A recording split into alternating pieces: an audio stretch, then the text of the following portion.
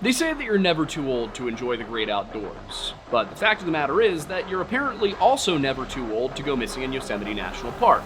I'm Aiden Mattis, and welcome back to the Lore Line.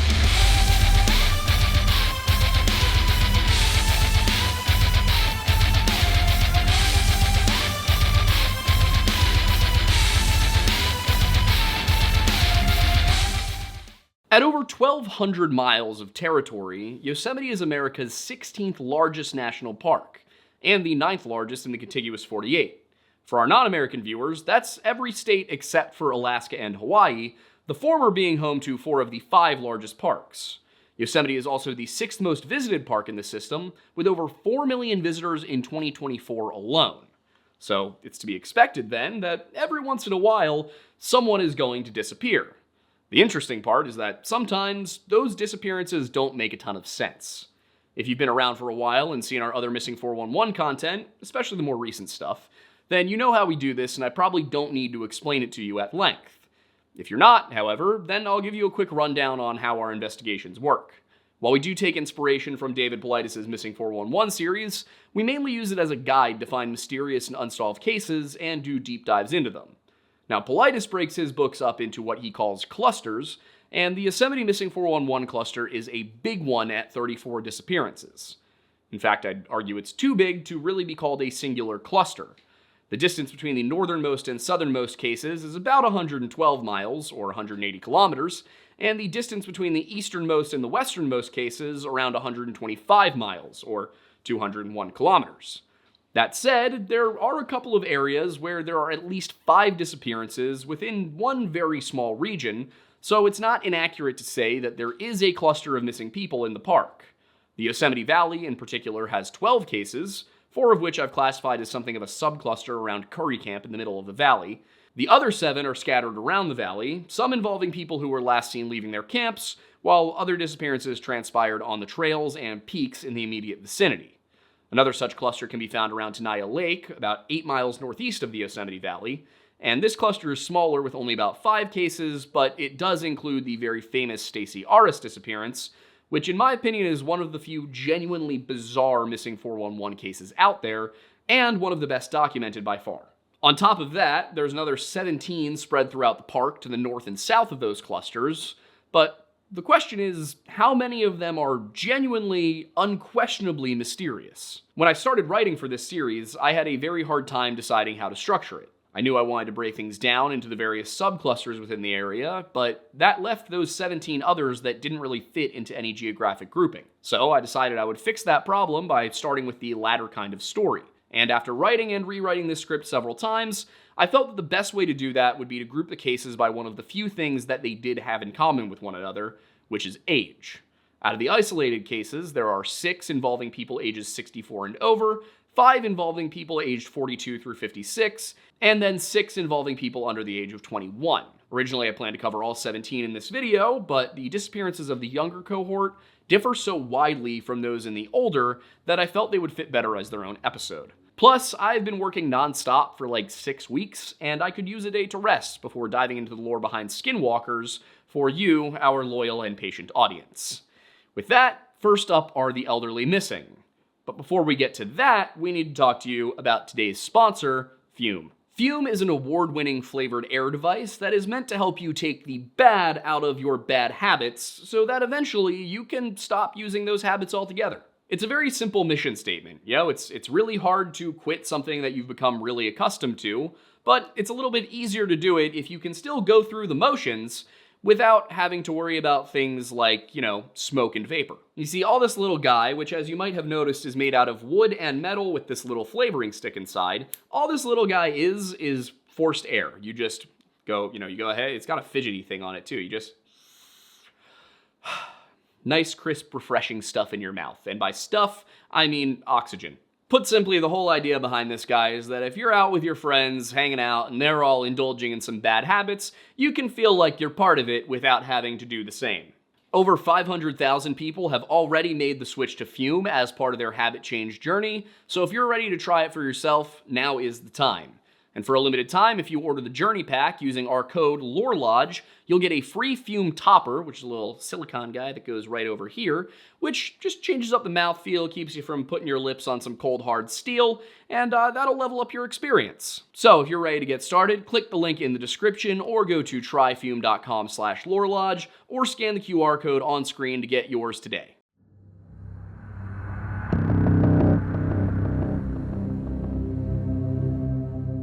One main premise of Missing 411, at least on the surface level, is that all of the compiled cases have been thoroughly investigated by the appropriate authorities, and that those authorities were either unable to solve them or unwilling to reveal what they truly believe happened. This is not always true, however, and I like to start by explaining why the ones that don't fit aren't all that strange, so that there's a frame of reference when a case actually does have some bizarre traits. Take the cases of Ruth Jacobus and Elizabeth Bartholomew, for example. Ruth was 73 when she disappeared from her Pioneer, California home on June 7, 1989, and Elizabeth was 80 when she did the same 2 years later outside of Mid-Pines. The thing is, that's about where the mysteriousness ends. Ruth Jacobus, according to the Sacramento Bee, was last seen walking away from her home at 1:00 p.m. on June 7, 1989. Politis writes that facts surrounding the disappearance were few, and investigators believe that Ruth wandered away from her remote home and got lost in the wilderness. One fact that did exist, and that he left out, however, was plainly stated in that same article. According to the sheriff, this is not the first time that Jacobus has walked away from her home. California is a big place, and she was in a remote part of it, so there's nothing inherently mysterious about her disappearance. Now, the disappearance of Elizabeth Bartholomew received a greater amount of coverage in Missing 411 Western United States, but it has similar issues regarding it being suspicious or unsolved. Much as with Ruth's story, Elizabeth was last seen near her home, which was a ranch, at Karsten and Plummer outside of Mid-Pines. Politis notes that the Mariposa County Sheriff's Office immediately responded and claims they said the vegetation around the ranch was so thick that they didn't believe that she could have penetrated it. Thus, he found it odd that law enforcement believe Elizabeth became disoriented, lost, and walked away, even after law enforcement conducted an extensive search and found no evidence of her. Given the number of man-hours and resources put into the search, he argues that Elizabeth should have been found. Thing is, he left some stuff out. Namely, the fact that Elizabeth reportedly wandered off all the time, and that she was suffering from Alzheimer's, as well as the repercussions of a series of strokes suffered in 1979. In fact, this wasn't even the first time that her husband had to call the sheriff for help over this situation. So yes, these are technically unsolved, but they're not necessarily mysterious. A kidnapping, while possible, seems unlikely in either Ruth or Elizabeth's cases, but the fact of the matter is that they went missing in rural areas rife with mountain lions, and they also weren't even in Yosemite National Park to begin with. Another case where Politis inexplicably ignores more likely outcomes is that of 86-year-old Doug Pierce, who, to be fair, did go missing inside of the park in April of 2005. Off the bat, I have to point out that this case appears to have received essentially zero coverage in the media, but there is a post on the website Tapatalk, which appears to be something like Web Sleuths, but just for missing people. And that post reads as follows.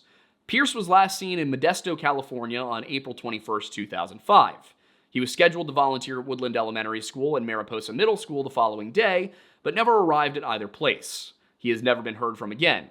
A few days after Pierce's disappearance, his 1990s model Ford Ranger pickup truck was found stuck in mud and burned on Chowchilla Mountain Road above Ponderosa Basin near Summit Camp in Mariposa, California. There was no sign of him at the scene. Authorities stated that it appeared that the vehicle had caught fire accidentally, and they theorized that Pierce became lost when he tried to walk out of the mountains after abandoning his car. There is no evidence to support any theory, however, and no possibilities are being ruled out. Oddly enough, this post lists the Modesto Bee, the Fresno Bee, and the website My Mother Lode as sources, but the only active link is to a now-defunct Charlie Project page. The Charlie Project doesn't actually link to specific stories, just papers and websites, so it's really difficult to determine where any of the information came from, or if it's even accurate. From the way the entry in Missing 411 Western United States is written, it would appear that the author simply reworded that post and then printed it. As for why Politis included it at all, his explanation appears to be that it occurred in relatively close proximity to 3 other cases. Those of Teresa Beer and Richard McPherson, who are both in the under 21 age bracket covered in the next episode, and that of James Arthur, who was 67 when he vanished from Beasaur Road near Iron Lakes in July of 2008. According to Politis, Arthur was a lifetime military man with excellent survival skills, who told his family on the morning of his disappearance that he was going to drive to the area of Star Lake to take photos and would be back before dark. When he wasn't, his family called the sheriff, and in this case we actually do have something of a mystery to look at. It didn't take very long for searchers to find the first evidence of his whereabouts, and Politis says that they stumbled across his pickup on Beasaur Road at the trailhead to what he refers to as Iron Lakes Reservoir at 12:30 p.m. the following day. The sheriff stated that there was no sign of foul play at the truck, Politis writes, before adding that the truck was found at about 7,000 feet in elevation. Later in the section, he adds that the statement of the sheriff regarding the fact that there was no evidence of foul play at the truck concerns him, before asking if it's possible that the sheriff used his language skills carefully in order to imply that signs of foul play were found elsewhere. Now, this is an important detail because, according to the Fresno Bee, not only was it actually an undersheriff who said that, but what he actually said was, there appear to be no signs of foul play. Politis completely reframed and reworded what that man said in order to make it appear more mysterious. And while we're at it, I may as well point out that the trailhead to Iron Lakes is not on Beasaur Road at all, and that it's just Iron Lakes, not Iron Lakes Reservoir. As for what happened to James Arthur, the Modesto Bee published an article on August 1st, 2008, in which they explicitly said that he was suffering from health problems that made the search more urgent. His son Jeffrey elaborated in an August 3rd article that his father gets a little weak and dizzy from time to time, which could certainly have an impact on his ability to hike safely. That gives us a hint as to what might have gone wrong, but to Politis' credit, this is one of the more questionable disappearances out there. The only clue to his whereabouts was a sighting reported by 2 hikers who believed they saw him on the trail to Iron Lakes, but all they could say is that he was there. One of these witnesses said they had a conversation with him, and then the other said that they saw him sitting down. On the one hand, it's not like the stories of Dennis Martin or Pauline Melton, where someone vanishes just moments after they were last seen by friends and family, but on the other, it is somewhat odd that James was never found. Not even his camera or walking stick have turned up in nearly 2 decades since he disappeared. One possibility is that he went off trail to try and photograph something, and either had a medical emergency or became injured, but he'd have to have gone pretty far off trail to get outside of the 16 square mile search area, which would be odd considering that he was in fact a retired Air National Guard lieutenant colonel, and should have known a thing or two about survival. According to another lieutenant colonel from Fresno, who knew James fairly well, the man was also an avid camper and hiker, so he wasn't a novice to outdoorsmanship. The one thing that comes to mind as a potential mundane reason for his disappearance, outside of poor decision-making, would be a mountain lion attack, but even the authorities don't seem to have considered that a possibility. Or if they did, it wasn't mentioned in the papers. The story of Nita Mayo falls along similar lines, in that her car was found in a parking area, and that she was believed to have been taking pictures at the time she disappeared in August of 2005. And there's no clear explanation for her disappearance. Like James Arthur, she was alone in the park, but had told people where she was going and was reported missing when she didn't turn up where she was expected to be. When searchers discovered her 1997 Mercury Sable at Donald Vista Overlook off of Highway 108, the Modesto Bee reported that her purse, ID, credit cards, and cell phone were all inside. But, like James Arthur, her camera was not. This led authorities to believe that she had left her car to take pictures, and one immediate fear was that she had gone too close to the edge of the overlook and slipped. However, when dog teams, climbers, and helicopters searched the area over the following weeks, not one trace of her turned up, not even a piece of the camera. That's actually very similar to the disappearance of a guy named Michael Malinowski, who we covered in one of our Pennsylvania Missing 411 cluster videos, but there's also reason to believe that there might have been foul play there. In this case, I do have to agree with Politis that it seems as though something very unusual and very dark happened to this woman, though I don't necessarily agree with the argument he makes, which is that an abduction by vehicle would have been a risky maneuver and therefore an unlikely answer to how she disappeared. I do think an abduction is unlikely, but mainly because she would almost have to be a victim of opportunity, and that profile doesn't typically include 64-year-old women, unless we're considering a serial killer, but there don't seem to be any similar cases in the area, and no further evidence points towards that line of thinking. That said, I do wonder if she might have been hit by a car.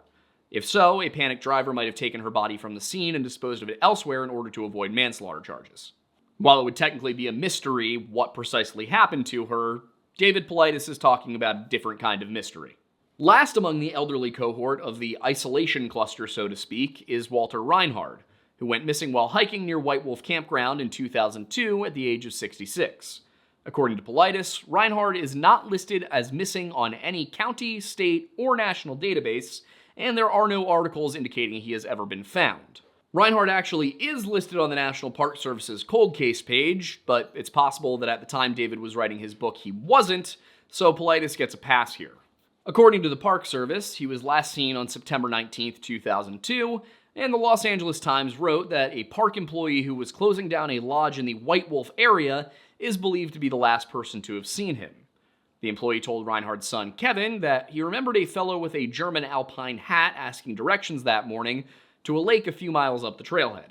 To be honest, I was conflicted about putting Reinhard down as potentially mysterious in my own categorization, mainly due to his age and how little was known about his plans for that day. But what gave me pause was his level of physical fitness and his experience as a Marine veteran of 24 years. According to the LA Times, the 66-year-old worked out in the gym 3 hours a day, was active in the hiking club at the retirement community where he lived, and was a member of Marine Force Recon with 2 tours in Vietnam under his belt. That is just not the kind of guy you expect to have a heart attack on a recreational trail or go down easy with a minor sprain. He also wasn't anywhere along the nearest 150 miles of trail surrounding his last known position, which would mean that he must have deliberately gone off trail in extremely rugged territory, as Park Ranger Deb Schweitzer put it. The search for Reinhard lasted over 2 weeks and involved park staff, sheriff's deputies, and even a contingent of 28 Marines from the Mountain Warfare Training Center in Bridgeport, but after nothing could be found in that time, the Park Service chose to suspend the search. His case remains open, but is considered a missing persons case with no suspicion of foul play, so far as the Park Service is concerned. As far as Paulides is concerned, however, there is another reason to look at this case with suspicion, and it's largely because of its proximity to another disappearance which occurred 3 years later.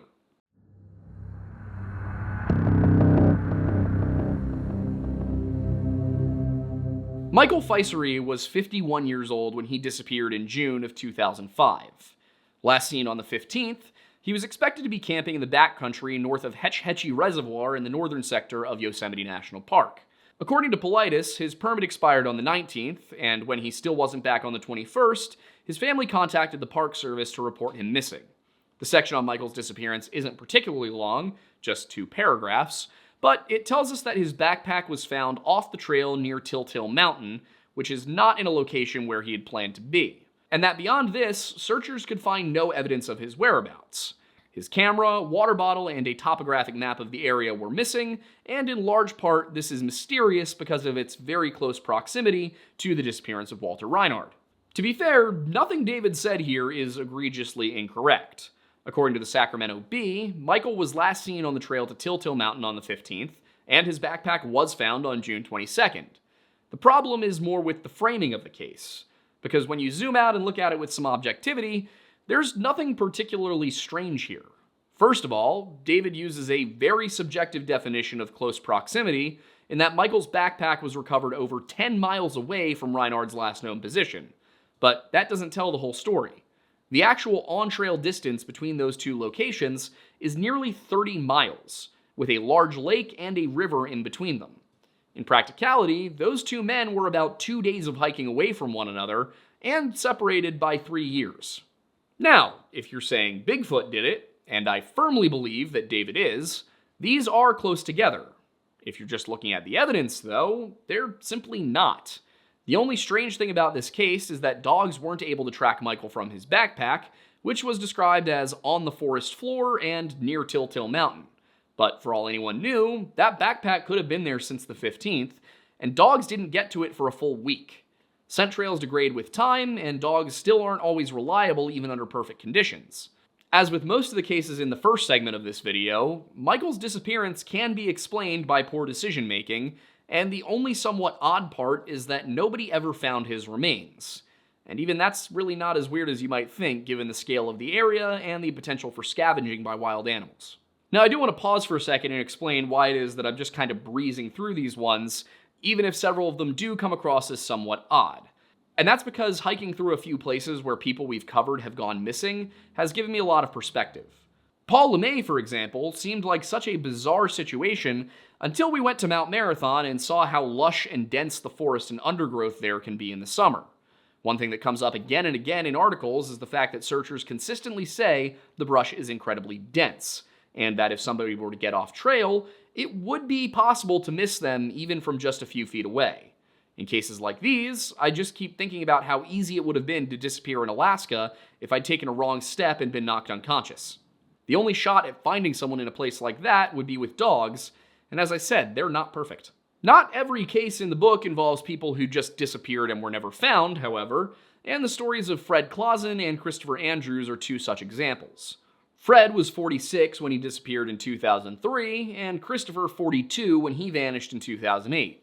Their bodies turned up approximately 22 miles from one another, and Paulides would have us believe that both were found in unexplainable locations.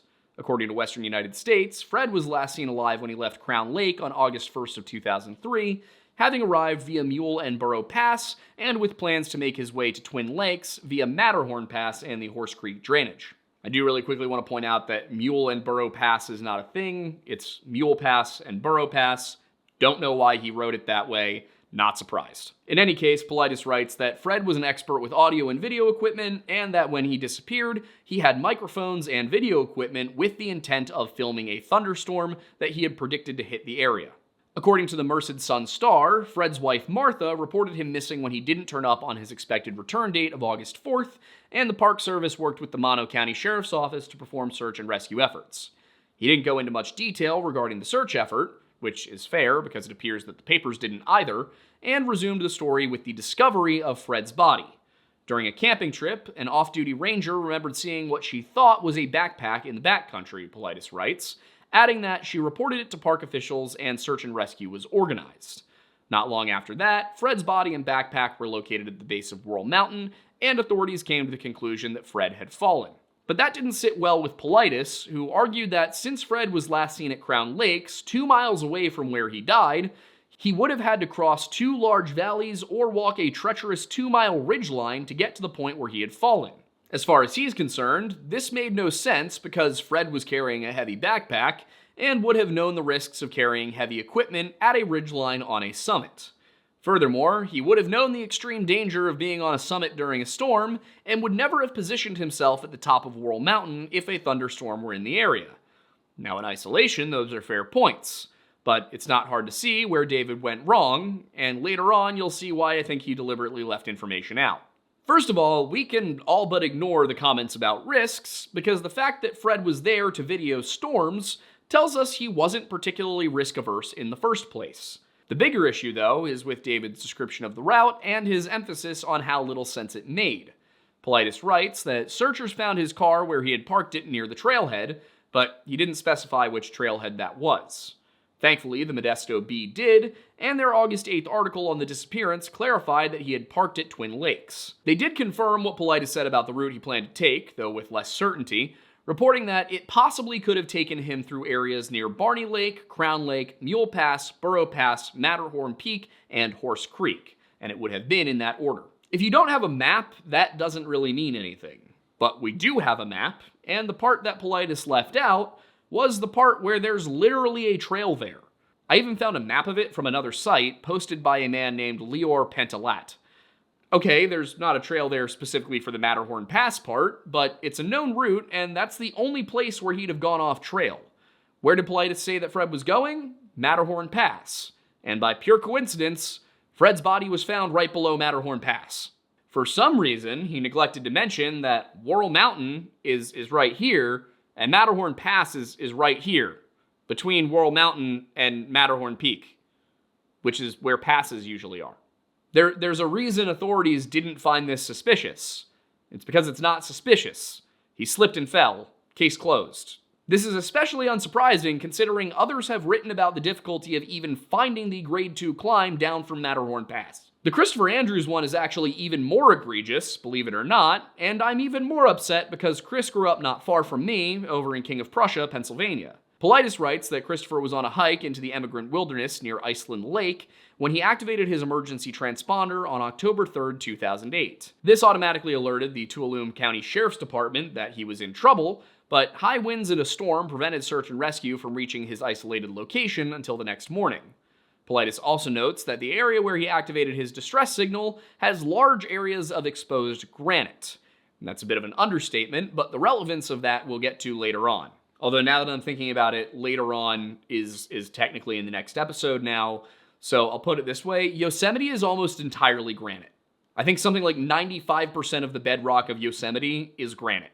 There are very few places you could be in Yosemite without being near large fields of granite. In any case, Paulides explains that the transponder signal was coming from an area between Relief Lake at 7,200 feet of elevation and Iceland Lake at 9,200 feet of elevation, a place he describes as having a very open and easy hike between the two locations with no need to climb to the top of a large granite spire. Why does he mention a large granite spire, you might ask? It's because, according to him, when a helicopter finally did manage to locate Chris on the 5th, his body was wedged into a crevasse near the bottom of a granite spire. Paulides further explained that officials believe that Christopher had climbed to the top of the spire, slipped on a wet surface, and fell to his death in the crevasse. And he rounds out the section by asking, what would cause Chris to climb to the top of a granite spire in bad weather? Well, the answer is that Chris probably didn't climb to the top of a granite spire in bad weather. There are zero reports that describe him as having done that, or that quote authorities as saying anything to that effect. The Mercury News was the only agency I could find that provided details, and all they said was that searchers saw the outline of a body in a crevasse on a steep area of granite, and that Sheriff's Deputy Paul Tulla told them he may have taken a slip. The entire area is granite. There was no mention of a spire anywhere in the reporting. It seems David totally invented the idea that Chris had climbed up a granite spire and then fell off of it, which doesn't even make sense. If he had fallen off of a granite spire into a granite crevasse, he would almost certainly have died on impact. And yet the papers reported that his cause of death was uncertain, and of course, he was able to activate his transponder. That would suggest that he did not fall from a great height, because it would be abundantly clear if he had. It seems much more likely that he slipped into the crevasse, became trapped, turned on his transponder, and then died of exposure. There's no reporting on his autopsy, so we can't be sure, but it's clear that Paulides embellished the situation in order to make it seem even more mysterious. And this is, as I've said, because David Paulides was clearly, in these two books, Missing 411 Western and Eastern United States, trying to suggest that it was Bigfoot. I went into quite a bit of detail on that, I think, in our second video on the Pennsylvania cluster. Now, to be quite honest, I was beginning to get frustrated with this entire episode for that very reason, but then I came to the story of a man by the name of Emerson Holt. This disappearance is genuinely very interesting, albeit much older. Emerson disappeared at the age of 55 while on his way out to Merced Lake with a few friends on July 19th of 1943, and in this case, the park staff actually did refer to his disappearance as almost supernatural. According to the July 23rd issue of the Turlock Journal, Holt was hiking to Lake Merced Camp from the floor of the valley when he stopped to rest, telling his friends that he would join them later. When Emerson didn't show up after about an hour, they became concerned. He'd stopped less than a mile from the camp, in a place where there was essentially no elevation change between his position and his destination, so it shouldn't have taken him all that long to catch up. This is also one of the very few cases where witnesses knew exactly where the person disappeared, and they quickly retraced their steps back to where they left their friend, but he was nowhere to be found. The Park Service organized a search effort, but after looking in every conceivable nearby location, they were confused to find that there wasn't a trace of the man. The river in the area was only about a foot deep, he wasn't in the lake, and he wasn't on the trail, which is bounded by 50% grade granite slopes on all sides. According to the San Bernardino County Sun and other papers, Emerson had stopped to rest specifically because of pain in his legs, which made it unlikely that he'd decided to try and hike out on the trail, let alone up the slopes, and yet an extensive search of the little valley and canyon west of the river turned up nothing. An animal attack might have been possible, but Redlands Daily Facts reported that when he was last seen, Emerson was wearing a sweater tied loosely around his waist, which, it is believed, would have fallen off should the man have stumbled or fallen. And if that were the case, then it surely would have been left behind if he was dragged off by a mountain lion. and a bear would have left behind plenty of evidence. Bear attacks are terrifying. They don't even wait till you're dead to start eating you. In the weeks which followed, searchers checked everything from nearby canyons to deeper parts of the Merced River, but were unable to find a trace of the missing man, and in September of the following year, his family began working to have him declared legally deceased. Now, I haven't really gone into it yet, and that's partially because I only really formulated it now, but I have a bit of a system for categorizing these cases.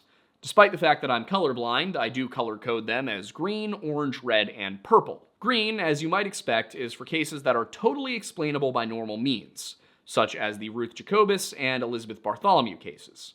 Orange is for cases that have mysterious elements, but also might be explainable by normal means or criminal activity, such as Nita Mayo and Walter Reinhardt. Red is for cases that are definitively criminal in nature, and while there are 2 such cases in this isolation cluster, I'm going to do those in the next video. And I almost never use purple, which I reserve for stories that I feel have no rational explanation outside of something preternatural or paranormal. And in all my time doing this, I've only applied that label to a select few cases, like that of Jordan Grider up in Minnesota. Emerson Holt nearly made the purple list, but I put him on the orange list for 2 select reasons. One is how old the case is, and how limited the reporting was at the time, and the other is that I don't think foul play can necessarily be ruled out. I say that because Emerson Holt apparently was a successful businessman with a local title company in Riverside, and there were no witnesses beside his friends. It's possible that there was some motive to do something to him, and his friends might have conspired to make it look as if he had disappeared. So far as I can tell, there were no other witnesses who could confirm that Emerson Holt was even on the trail that day, so it's hard to rule out foul play for certain. That said, it's also very hard to rule in foul play. The only thing that can be said for certain is that Emerson's disappearance can't really be explained by him taking a wrong turn, being attacked by an animal, or having a medical emergency, because there was legitimately nowhere for him to go. Now, I'll actually be in Yosemite next year, so maybe I'll be able to get out there and see the area for myself. And that may change my opinion, as it did with several cases in the Smokies and in Alaska, but I won't know until I get there. That trip is scheduled for June 2026, and it's actually one of our guided group expeditions with Trova Trip, so be on the lookout for that, as well as another one that's headed to Colorado the week after that. I do want to tell you right now that these are going to be more expensive than our previous ones, and I apologize for that, but we can only control the pricing beyond a certain base level. We've priced them as low as we possibly can, but they're probably still going to run in the neighborhood of $3,000. I'll have more details on all of that soon, but if that sounds scary, rest assured that it can be put on a financing plan. Sorry to do a little mini ad here, but I just felt like it was the best way to communicate all of that in a relevant way. I do realize it's a little bit morbid under the circumstances, so let's get back to the issue at hand. Last but not least, and I honestly almost didn't bother mentioning this one, Paulides also included the disappearance of a 56-year-old man named Michael Walsh in the Yosemite segment. Why is Michael Walsh's disappearance weird? David Paulides himself doesn't even know, because, as he put it, there are very few details about the Walsh case other than that he disappeared on March 1st, 2001 from rural Alpine County. The sole piece of information here comes from the California Department of Justice, who just say what Paulides did. I am genuinely at a loss regarding this case even being mentioned. Michael wasn't even in Yosemite, nor is there information suggesting that he was even out for a hike. The only thing that could possibly connect him to the rest of the cases is his proximity to another case, which is that of 12-year-old Kenny Miller in 1992. And we'll start the next episode in the Yosemite Cluster series with his story when we see you next week.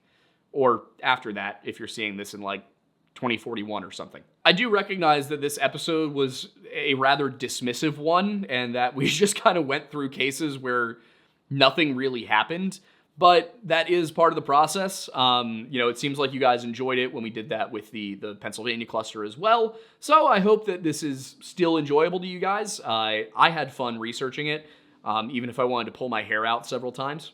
And I will tell you that the episode following this one, and part of the reason that I decided to do this way, the next episode has cases that are definitely a lot more difficult to explain. And at the very least, they're not these very mundane little disappearances where, some old woman with Alzheimer's walked off her property and disappeared.